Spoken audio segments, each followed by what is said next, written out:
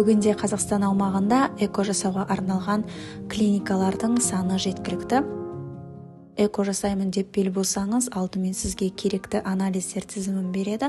Бұл жердегі тізімді қарай отырып, сіз анализдерді жинап, бір папкаға салып әкелу керексіз. Анализдер негізінен екі топқа бөлінеді, яғни ер адамға және әйел адамға міндетті тапсыру керек анализдер, және де қосымша анализдер.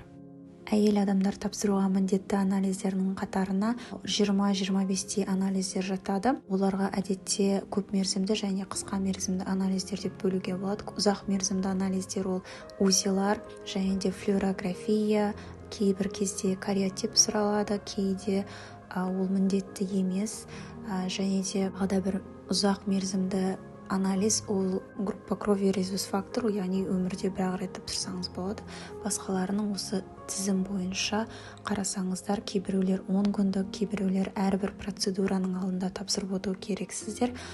Кейбіреулер 3 айлық, сондықтан экоға барған кезде анализ жинау уақыты мерзімі қысқа анализдерді соңғы күнге, соңғы кезекте тапсыруға қалдыруларыңызға болады. Өйткені сізде уақыты өтіп кетсе, қайтадан тапсыруға міндетті боласыз. Онсыз сізге допуск экоға бермейді. 2 есе, 3 есе шығындалуға тура келеді. Сондықтан уақыттан дұрыс жоспарлауды ұсынамын. Егер де сізде хронический аурулар болып учетте тұратын болсаңыз, сіз сол маман есінен заключение алу керексіз. Ол міндетті, яғни экоға ешқандай зияны жоқ, ана болуына ешқандай кедергі болмайды деген. Менде щитовидкамен проблема болғаннан кейін эндокринологтың заключениесі міндетті болды, және де экоға дайындық барысында менде гемоглобин түсіп кеткеннен кейін қосымша гематологтың да заключениесін алу керек болды.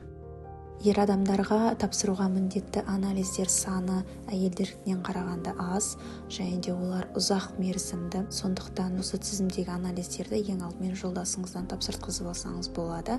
Және де мына жерде маңызды нәрсе спермограмма, морфология мен мар-тестпен болу керек. Жолдасымда саны аз, жеткіліксіз болғандықтан мар-тестке сараптама жасалынбады. Оның орнына бізге уролог-андрологтың заключениесі керек болды, және де гормональный анализдерді тапсыру керек болды.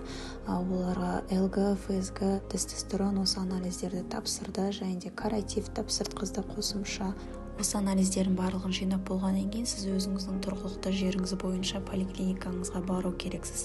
Сол жерден дәрігерлік консультациялық комиссияның қорытындысы, яғни заключение врачебной консультативной комиссии дегенді міндетті түрде алу керексіз. ВКК мен биыл 2022 жылдың қыркүйегінде анализдер тізімін маған бергенде ВКК алу керек деп еш жерде жазылмаған, маған ескертпеген.